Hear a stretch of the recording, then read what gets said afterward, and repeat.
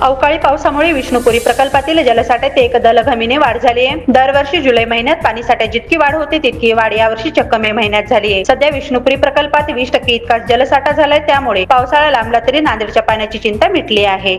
नांदेडमध्ये सलग 10 दिवस पडलेल्या पावसाने तब्बल 1100 एकर क्षेत्रातील पिकांचे नुकसान झाले। उन्हाळी ज्वारी, भुईमूग, तीळ आणि हळदीसह भाजीपाला वर्गीय पिकांचे या पावसाने मोठे नुकसान केले, त्यामुळे बळीराजाचे मोठे आर्थिक नुकसान झाले।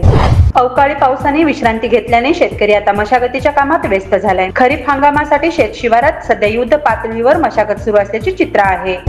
नांदेडमध्ये ऐन पावसाळ्याच्या तोंडावर रस्त्याची दुरुस्ती सुरू आहे, त्यामुळे वाहनधारकांना मोठ्या अडचणींना सामोरे जावे लागते। शहरातील बिसेन नगर मध्ये रस्त्यात वाहन अडकून पडत असल्याने नागरिकांना मनस्ताप सहन करावा लागतोय। नांदेडमध्ये आज जागतिक तंबाखू विरोधी दिनी शहरात प्रभात फेरी काढण्यात आली। इंडियन डेंटल असोसिएशन आणि शासकीय मेडिकल महाविद्यालयाच्या वतीने ही रॅली काढण्यात आली। यावेळी तंबाखूच्या दुष्परिणामाबाबत जनजागृती करण्यात आली। नमस्ते नांदेड, जीवा भावाचं नाव नमस्ते।